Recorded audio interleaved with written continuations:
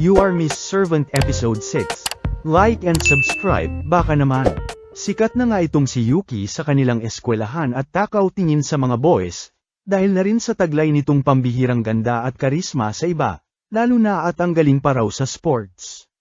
Tahimik nga lang ang ating bida sa tabi habang nakikinig sa mga usapan ng mga boys, hanggang sa maisip na nga nito ang nakaraang mga kaganapan at mga nalaman nito sa katauhan ni Yuki. Walang ano-ano'y kinikilig na titig na nga ang natanggap nito mula kay Yuki, na lubos kinabahala na nga ng ating bida dahil kulang na lang at patayin siya ng mga naiinggit at nagseselos na boys. Di pa nga rito natapos at dumagdag pa ang bola si Ate Blonde sa mga problema ni Hitoyoshi, at mas lalong nag-init ang mata ng mga lalaki sa ating napakaswerteng bida sana all kang kupal ka. Di na nga mapakali si Hitoyoshi dahil ayaw siya tantanan ni Grace, ang kalaban nila last time na ngayon ay teacher na nila. Dito na nga biglang nagpa-flashback, noong bigla na lamang silang nagulat nang may samalubong sa kanilang isang blonde na babae, at di raw ba siya naaalala ni Hitoyoshi sa kabila ng mainit na gabing kanila raw ay pinagsaluhan. Siya nga raw si Grace at gym teacher na siya ngayon ng kanilang eskwelahan bilang si Miss Nita, ang ara-ara ng buhay raw ni Hitoyoshi. Kinagulat na nga ito nila Hitoyoshi at ibang-iba raw kasi ang itsura nito. Ayon naman sa dalaga ay kung combat daw ang forte ni Yuki, ay disguise naman daw sa kanya, tsaka ito raw talaga ang totoong itsura niya. Pero kung ang type nga raw ni Hitoyoshi ay babaeng may mahabang maitim na buhok, na parang si Miss Yuki ay pwede naman siyang magpalit, pang-aasar na nga nito sa ating bida na bigla na lamang natigilan. Tawa-tawa na nga ito nang makita ang reaksyon ng ating bida at halata daw raw masyado ang binata, hanggang sa sumingit na nga sa usapan si Yuki at ano na naman daw ba ang kailangan nito sa kanila. Paliwanag naman ni Grace na natutuwa raw kasi siya sa nasasaksihan niya, na ang maalamat na assassin na si Zu ay nagbagong buhay na at pinagsisilbihan ang isang normal na lalaki. Huwag nga raw silang mag-alala dahil wala siyang intensyong pumatay at lalong-lalo na ang mamatay, at nandirito nga raw siya para makipagnegosasyon. Sa loob nga raw ng 3 buwan ay ibibigay niya kay Yuki ang katsuda bread ng school canteen, na lubos kinagulat ni Hitoyoshi, ngunit mas nagulat na wala man lang patumpik-tumpik na sinang-ayunan nito ni Yuki, na todo naglalaway na nga ng lumingon kay Hitoyoshi at wala nga raw silang dapat ipag-alala. At nasuhulan na nga ng paborito nitong tinapay, hihi. O siya usapan na yan, ika na nga ni Grace at sanay magkasundo raw silang lahat habang siya ay mag-oobserba lang naman. Balik sa kasalukuyan kung saan todo lingkis na nga itong si Grace sa ating bida na tila nananodya na pasilusan si Yuki, tawa-tawa na nga ito sa gilid at napapansin na aapektuhan na ang ating bidang dalaga, na sinakto pa nga sa pag-serve ni Yuki ng bola ang pagbulong sa tenga ni Hitoyoshi kaya ayon, butas ang net sa gigil ni Yuki sa mga nakikita. Namula na nga lang si Yuki sa halong hiya at pagkabahala, at tinangbangan na naman ng mga kaklase niya na namamangha sa kanya. Kalaunan ay todo sorry na nga itong si Yuki kay Hitoyoshi sa mga kaganapan, na lubos nagtataka rin sa inaasal ng dalaga. Ayon naman kay Yuki ay di niya rin daw maintindihan, at alam naman daw niyang walang masamang gagawin si Grace lalo na kay Master Hitoyoshi, ngunit di niya raw mapigilan na parang hindi mapakali, kapag nakikitang may ibang kasama raw ang ating bida. May mali raw ba sa kanya o talagang normal daw ba ito, pagtataka na nga ng dalaga. Dito na nga napagtanto ni Hitoyoshi ang ginagawa ni Grace at pinagseselos nga ang dalaga, kaya sinabi na lamang kay Yuki na normal ito kaya huwag na masyadong mabahala. Ayayayayay mapapagood morning ka na lang talaga kung si Lablab Yuki ang bungad ng iyong umaga, na happy-happing sinimulan ang kanyang araw sa paggawa ng mga gawaing bahay, at lubos ibinida kay Master Hitoyoshi niya ang matagumpay niyang paglaba, sabay pa flashback sa nakaraan nitong mga paglaba na ayon sa ating bida ay may kapalpakan, kaya ganun na lamang ang tuwa ngayon. Kalaunan ay napag-usapan na nga ng dalawa kung ano kakainin nila sa hapunan, at repolyo na nga lang daw ang nasa ref nila ika ni Hitoyoshi. Ayon naman kay Yuki ay haluan na nga lang daw nila ito ng tonkatsu sauce, nang marinig ito ng ating bida ay minabuti na nga lang nitong pumunta sa tindahan ng tonkatsu kasama si Yuki, na lubos pinagtaka ng tindera at sino raw itong magandang patay gutom na kasama ng ating bida.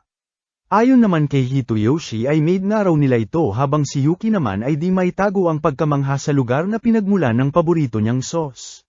Di pa nga rito natapos ang pagkamangha nito lalo na nang makita si Lolo Tindero na bagamat nanginginig na raw dahil sa katandaan ay ibang klase parent daw ang kakayahan sa kutsilyo, at marahil grabe raw ang pinagdaan ng training para maatim ang ganitong skill.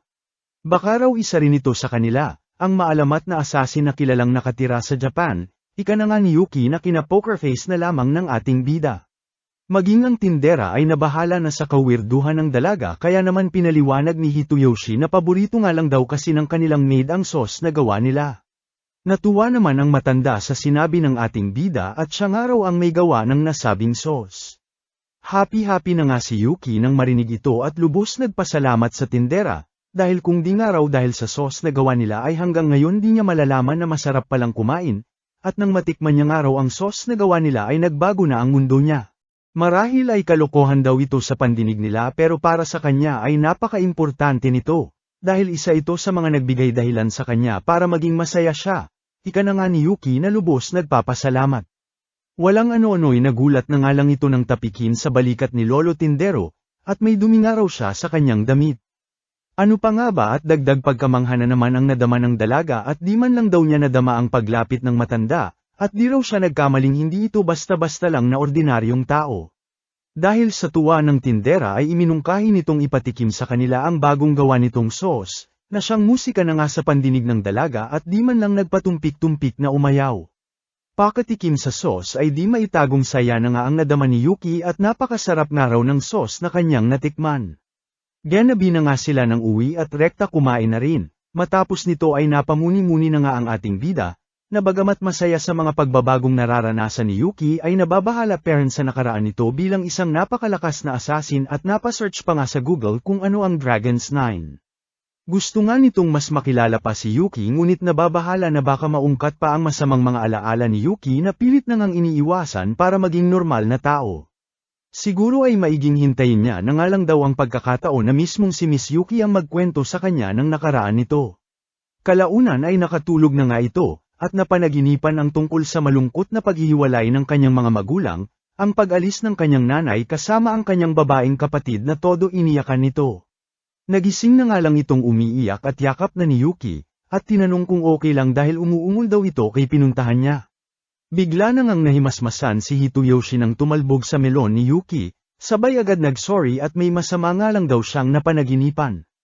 Tungkol po ba ito sa nanay niyo? Tanong na nga ng nag-aalalang dalaga.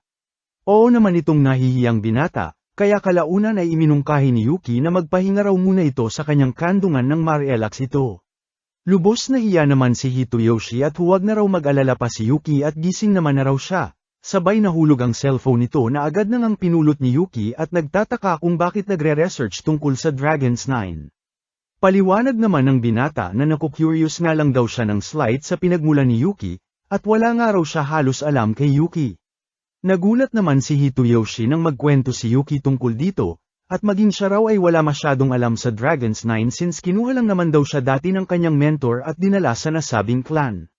At kahit nasa clan naman na daw siya ay tanging ginawa niya lang naman daw ay ang sumunod sa utos na bigay ng kanyang mentor. Minsan nga lang daw niyang nakita ang ilan sa mga miyembro ng Dragon's 9 at wala nang naging pagkakataon pa para makilala maging mga pangalan ng mga ito. Dating araw ay tanging mabuhay lamang ang nasa isip niya kaya wala na siyang naging pagkakataon pa para makita ang mga nasa paligid niya. Ayaw niya ring ma-disappoint ang kanyang mentor kaya yun lamang ang tanging focus niya noong mga panahong yun. Kaya nga raw lahat ng kanyang nararanasan ngayon ay bago sa kanya lahat, napakiramdam nga raw niya ay panaginip lang lahat. Ngunit pag nakikita nga raw niya si Master Hitoyoshi ay naaalala niyang ito ang buhay na nais niya, ang maging normal, at sana raw dumating ang panahon na masabi niya sa sarili niyang ito na siya, masaya na at isa ng normal na babae. Abat rumibat din ang binata at sinabing pag nakikita rin daw niya si Yuki ay saya ang kanyang nadarama, at sa kabilang araw ng lahat ng nangyari ay nandito pera nito kaya nais niyang mas makilala pa.